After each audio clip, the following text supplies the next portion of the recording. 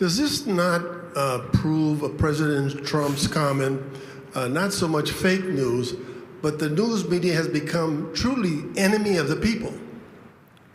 Well, that's for you to decide, but I do think he made a lot of good points. And as I talked about in my last book, most of you may think President Trump thought up the phrase fake news in its modern context. That was a liberal invention, and I traced that to September of 2016.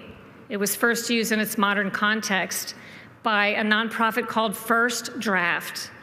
And shortly after that, President Obama gave a speech at Carnegie Mellon in which he suggested, for the first time I ever heard, that somebody needed to step in and curate our information, start curating the internet in this wild, wild west media environment, as he called it.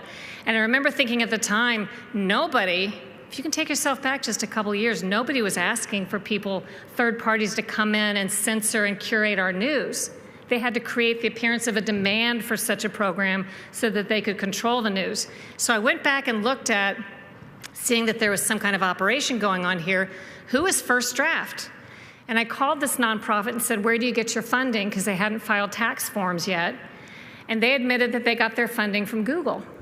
And they were invented around the start of the election cycle, this nonprofit that invented the concept of going after fake news, which was just defined at the time as mostly conservative news. And Google is owned by Alphabet, who was led at the time by a man named Eric Schmidt, who was a top Hillary Clinton supporter and donor. So I think that was a big operation, the beginning of the efforts they saw, Trump's enemies, that he was making inroads with the public despite their control of the news, and they saw that they had to do, or thought they had to do, something about the internet because they blamed the internet for the rise of Trump outside of this controlled news information landscape. Trump took over the fake news phrase, being the master marketer that he is. I call it a hostile takeover. Every time they cried fake news, he just threw it back at them. You're fake news.